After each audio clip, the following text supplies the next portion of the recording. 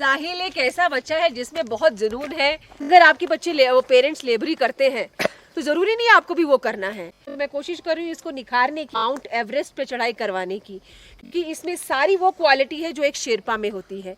और ये नेपाल से बिलोंग करता है तो इनकी बॉडी स्ट्रक्चर बिल्कुल उसी वातावरण से ढला होता है। अब ये बच्चे रोज सुबह से लेकर शाम तक, चाहे इनको पत्थर ढोना हो चाहे पानी ढोना हो, ये बहुत आसानी से ढो लेते हैं। अगर इसी टारगेट को एक अच्छी दिशा में दे दिया जाए तो इन बच्चों की ज़िंदगी संवर जाएगी। रागनी की खासियत ये है कि इसके अंदर सब कुछ चीज़ है।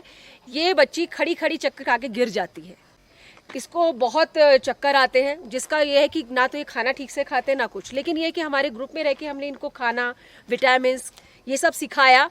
ये ड्राइंग अच्छी करती है, साइकिलिंग अच्छी करती है, पहाड़ों पे भी चढ़ लेती है, सबसे ज़्यादा स्ट्रेंथ है। इसके पिताजी भी ठेले पे जूस बेचते हैं, वो भी सीजनली। सीजन के बाद क्या करते हैं जॉब का कुछ अता पता है ही नहीं। आकांक्षा, ज्योति और करण, ये तीनों भाई बहन हैं। इसकी मम्मी भी इन बच्चों की ज़िंदगी को संवारने के लिए, पिताजी यहाँ केयर टेकिंग करते हैं और इनकी माताजी दिल्ली में केयर टेकिंग करती है। मात्र 10,000 के लिए इन्हें दिल्ली से, बच्चों से दूर होकर दिल्ली में काम करना पड़ रहा है। तो कहीं ना कहीं मैं चाहती हूँ कि ये एक दिन में, ऐसे बच्चे हैं कि ये एक दिन में 10,000 कमा सकते हैं।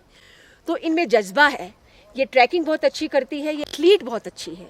इसके बाद हमारी ये ज्योति, ये दोनों आपस में बहनें हैं और इसका कला का तरफ काफ़ी अच्छा रुझान है।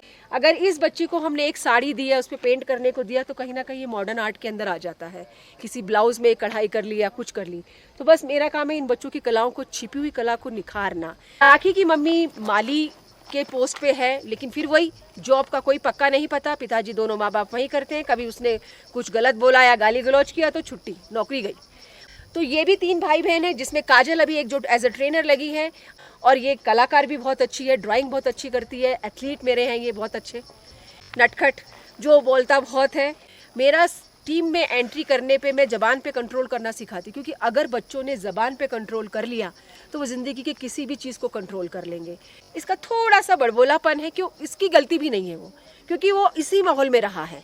धीरे धीरे इसमें भी इम्प्रूवमेंट आ रही है। ये इसके पिताजी ठेकेदार हैं और इसके पिताजी को इस उम्र में इस पर इतना कॉन्फिडेंस है कि जितनी भी ठेकेदारी के लेबर का हिसाब किताब होता है वो ये करता है। इसका पिताजी लेबर है या कोई ठेकेदार है करे, इसके और अलग सपने होंगे। इसको मिले हुए मेरे से अभी 2 महीने ही हुए हैं। ये अभी यहीं पर शिफ्ट हुआ है, पहले ये कहीं और थे। आप कहाँ थे?